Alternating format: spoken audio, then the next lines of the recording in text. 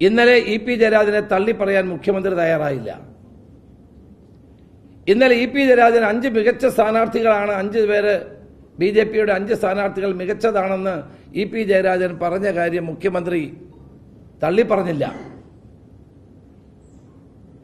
EP. ജയരാജന്റെ പേര് പോലും അദ്ദേഹം പറഞ്ഞില്ല. അദ്ദേഹം ആ ഭംഗ്യന്തരേണ ഇവിടുത്തെ മത്സരം LDF UDF ആണെന്ന് പറഞ്ഞു നിർത്തി. ഇവർ തമ്മിൽ ഒരാൾ ബി.ജെ.പിയെ സപ്പോർട്ട് ചെയ്യുന്നു, മറ്റൊരാൾ വളരെ ലൈറ്റായിട്ട് അതിനെ എതിർത്ത് പറയുന്നു.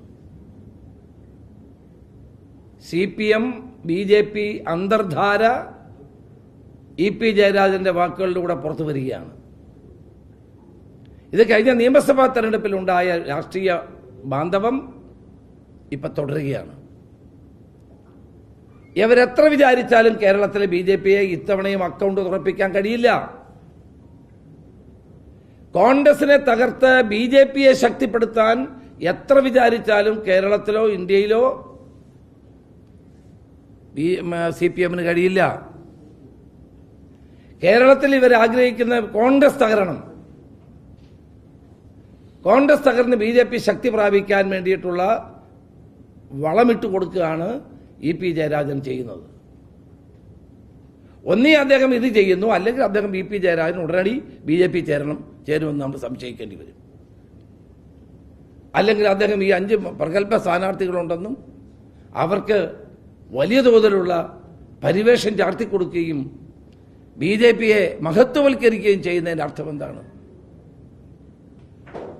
LDF കൺവീനറാണ് ഇ.പി. ജയരാജൻ. LDF കൺവീനർ ബി.ജെ.പിയെ മഹത്വവൽക്കരിക്കുക വഴി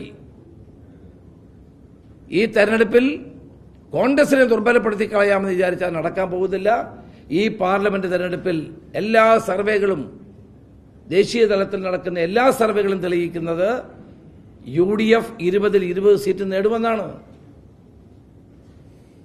കോൺഗ്രസിന്റെ സ്ഥാനാർത്ഥി ലിസ്റ്റ് വന്നപ്പോഴാണ് CPM-ന് അങ്കലാപ്പ്. ഇന്നലെ AICCയുടെ ജനറൽ സെക്രട്ടറി KC വേണുഗോപാലിന്റെ പേരെടുത്ത് അദ്ദേഹം മുഖ്യമന്ത്രി വിമർശിച്ചു. അദ്ദേഹം പറഞ്ഞത് രാജ്യസഭയിൽ 1.5 വർഷമുള്ള KC വേണുഗോപാൽ എന്തിനാണ് ആലപ്പുഴയിൽ മത്സരിക്കുന്നത്? ആലപ്പുഴയിൽ KC വേണുഗോപാൽ മത്സരിക്കാൻ തീരുമാനിച്ചതോടെ കീശയിലുണ്ടായിരുന്ന ഒരു സീറ്റ് കൂടെ നഷ്ടപ്പെടുമെന്നുള്ള വേവലാതിയാണ് CPM-ന്. രാജ്യസഭയല്ലല്ലോ ഇവിടെ ലോക്സഭയിലേക്കാണ് മത്സരം. ഡൽഹിയിൽ ഇന്ത്യ മുന്നണി അധികാരത്തിൽ വരുന്നത് ലോക്സഭയിലെ സീറ്റുകളുടെ എണ്ണത്തിന്റെ അടിസ്ഥാനത്തിലാണ്, അല്ലാണ്ട് രാജ്യസഭയിലെ എണ്ണത്തിന്റെ അടിസ്ഥാനത്തിലല്ല. ഞങ്ങൾ ഇത്തവണ പ്രധാനപ്പെട്ട നേതാക്കളെ, ജയസാധ്യതയുള്ള നേതാക്കളെ നിർത്തി മത്സരിപ്പിച്ച് കൂടുതൽ MP-മാരെ ലോക്സഭയിൽ എത്തിക്കാനുള്ള നീക്കമാണ്.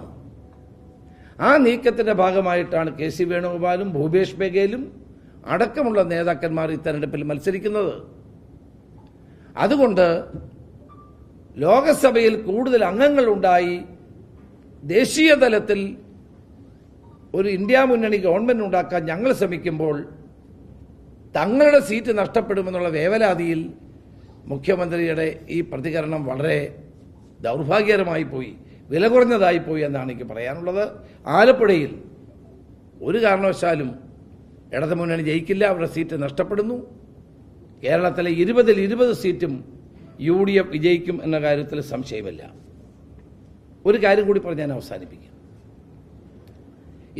ഇന്നലെ നമ്മളെല്ലാവരെയും ഞടുക്കിയ ഒരു വാർത്തയാണ്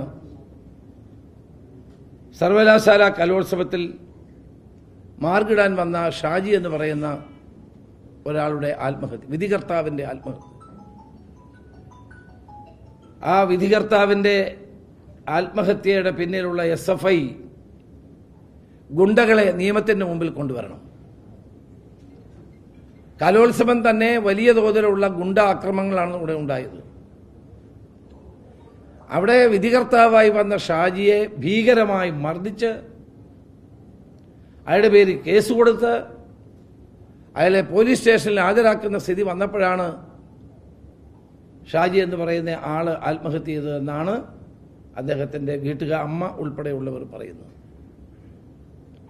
SFI ഒരു കൊട്ടേഷൻ സംഘമായി കേരളത്തിൽ മാറുകയാണ്. ആ കൊട്ടേഷൻ സംഘത്തിന്റെ